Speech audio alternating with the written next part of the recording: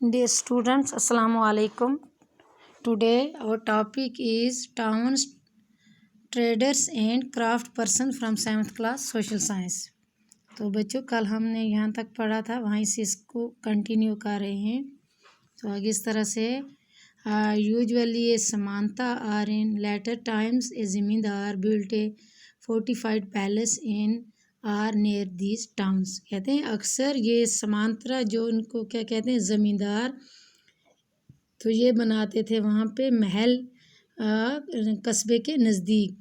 They levied taxes on traders, artisan and articles of trades and sometime donated the right to collect these taxes to local temples.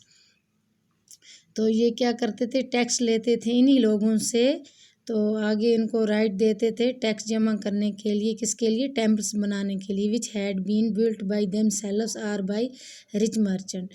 तो या फिर क्या करते थे, इनको बाद में खुद बनाते थे इन टेम्पल्स को, या जो रिच मर्चेंट होते थे उनको देते थे इनको बनाने के लिए। The rights were recorded in inscription that have survived to this day. तो जो इनकी वो इंस्क्रिप्शन जो थी रिकॉर्ड, उसमें इसको लिख देते थे। Traders big and small. There were many kinds of traders. These included the bhangaras, several traders, especially horse traded farmer association with headmen who negotiate on their behalf with warrior who bought horses. कहते हैं कि बहुत किस्म के traders यहाँ पे थे, जैसे कि हॉर्स ट्रेडर थे, और ये फार्मर एसोसिएशन, ये अपनी एक एसोसिएशन बनाते थे विद हेडमैन, जो इनका हेड होता था, उसमें आपस में मामलात रखते थे। बिहार विद वेरिस हु बाट हार्सेस, और वेरिस के साथ ये अपने मामलात अच्छे रखते थे, जो वो इनके घोड़े भी जो थे वो ख़रीदते थे। Since traders had to pass through many kingdoms and forest. तो हालांकि इन ट्रेडर्स को बहुत सारी सल्तनतों से या जंगलों से गुजर के जाना होता था। They usually travelled in caravans and farming guilds to protect their interest. तो ये अक्सर कैरियंस काफ़िलों में जाते थे, और इनका एक साथ में क्या होता था, गिल्ड्स जो इनकी प्रोटेक्शन करते थे। They were several such guilds in south India from the 18th century onward. The most famous being is the Manigramam and Nanadasi. तो कौन होते थे इनके, मनाग्रामम and नदासी। These guilds traded extensively both within the peninsula and with South Asia and China. कहाँ पे होते थे, with peninsula and south Asia और चाइना में। There were also communities like the Chetiyar and the Marwari Oswal who went on to become the principal trading groups of the country. ये होते थे, communities होती थी इनकी, और ये कौन कौन थे, चित्हार and Marwari Oswal who went to on become the principal trading groups of the country. ये सबसे जो क्या होते थे, बड़े ग्रुप होते थे ट्रेडिंग के। Gujarati traders including the communities of Hindu Banias and Muslim Bohras. तो ये गुजराती जो ट्रेडर्स थे, इनमें से जो कम्युनिटीज़ थी हिंदुओं की वो बनियाज थे, और मुस्लिम जो थे वो Bohras. Traded extensively with the ports of the Red Sea. यहाँ कहाँ पे इसकी ट्रेडिंग होती थी, ports of the Red Sea. Persian Gulf, East Africa, कहाँ पे, रेड सी में, Persian Gulf, East Africa, South East Asia and China. They sold textile and spices in these ports in exchange brought gold and ivory from Africa. तो ये क्या करते थे, उनको textile यानी कपड़े और स्पाइसेस मसाले वगैरह बेचते थे, जिसके बदले में आगे वो क्या लेते थे, in exchange brought gold and ivory, ये और सोना और हाथी के दांत वहाँ से इनसे लेते थे बदले में, south from Africa. And spices, tin, Chinese, blue pottery, and silver from South Asia and China. और साउथ एशिया और चाइना से क्या लेते थे, ये spices, tin, Chinese blue pottery है ना, नीले रंग के ये बर्तन वगैरह, एंड सिल्वर, चांदी वगैरह, from South Asia and China.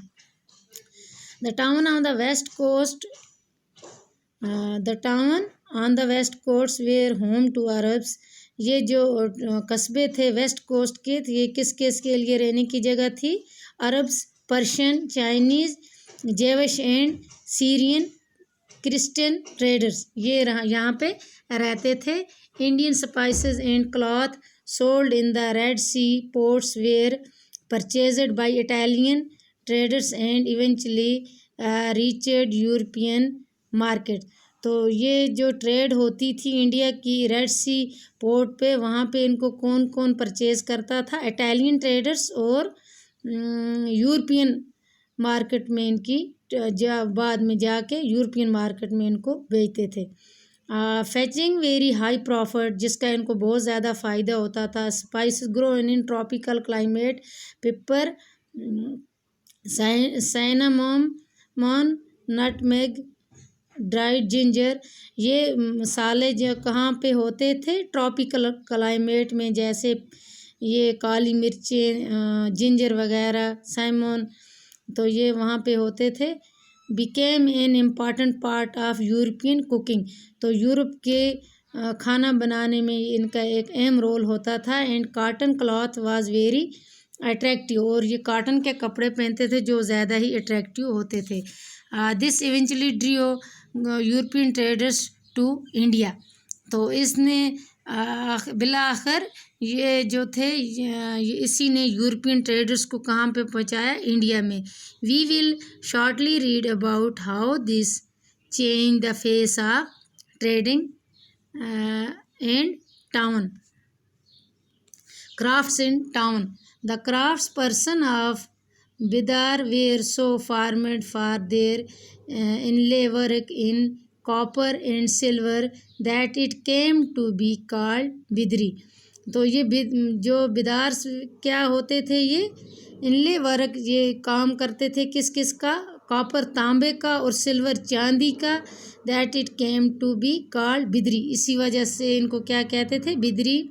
They Panchalas the Panchalas and the Vishwakarma community consisting of goldsmith, bronzesmith, blacksmith, mason and carpenters were essential to the building of temples। तो ये पंचक्लास जो और ये विश्वकर्मा जो कम्युनिटीज़ थी, इनमें से ज़्यादा कौन थे, गोल्ड स्मिथ, सोनार, ब्रोंज स्मिथ, ब्लैक स्मिथ, लोहार वगैरह, मैसन मिस्त्री, कारपेंटर वगैरह, जो ये क्या थे, ज़रूरी थे इनको ये क्या करते थे, इनके मंदिर वगैरह जो बनाते थे। They also played an important role in the construction of palace, और इनका अहम रोल अदा किस में करते थे, ये महल वगैरह भी यही बनाते थे। बिग बिल्डिंग्स, बड़ी बड़ी जो बिल्डिंग्स होती थी, टैंक्स होते थे, reservoirs. Similarly weavers such as the Saliyar और Kaikkolars emerged as prosperous communities. तो ये इनके जो वीवर्स होते थे, जुलाई जैसे कौन सी कम्युनिटीज़ थी, Saliyar and Kaikkolars emerged as the prosperous community, ये प्रॉस्पेरियस कम्युनिटी समझी जाती थी। मेकिंग डोनेशन टू टेम्पल्स, ये डोनेट करते थे टेम्पल के लिए पैसा वगैरह। Some aspects of cloth making like cotton cleaning, spinning and dyeing became specialised and independent crafts. कुछ इनके क्या क्या क्राफ्ट्स थी, जैसे कपड़े बनाने की, कॉटन के कपड़े बनाने या उसको साफ़ करना, उसको स्पिनिंग, कातना वगैरह, डाई, कलर देना उसको, ये स्पेशल और इंडिपेंडेंट क्राफ्ट समझा जाता था। A closer look Hampi, Masulipatnam and Surat, ये कहाँ कहाँ पे, हम्पी, मसूलीपट्टनम और सूरत में देखते हैं हम। The architectural splendour of Hampi. Hampi is located in the Krishna Tungbhadra basin, which formed the nucleus of the Vijayanagara Empire, found in 3036। ये कहाँ पे लोकेट है?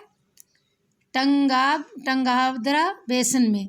तो ये न्यूक्लियस किसका समझा जाता है? Vijayanagara empire, founded in 1936। ये कब से हुआ है? यहाँ पे ये जो है आर्किटेक्चर स्प्लेंडियर ऑफ हम्पी 1336 में। The magnificent ruin at Hampi reveal a well fortified city. ये क्या है? वेल पूरी अच्छी सिटी है, ये शहर है। नो मोर्टार और cementing agent was used in the construction of these walls. तो इन दीवारों को बनाने के लिए कोई भी मोर्टार यानी खुदाई नहीं हुई है इसमें, ना ही सीमेंटिंग एजेंट या इसमें सीमेंट नहीं लगी हुई है। Used in the construction of these wall and the techniques followed was wedged them together by interlocking. इनको एक दूसरे के साथ क्या किया गया है? जोड़ के ऐसे ही सीमेंट के बगैर बनाया गया है। तो यहाँ ही हम इसको क्लोज करते हैं। ओके स्टूडेंट, अल्लाह।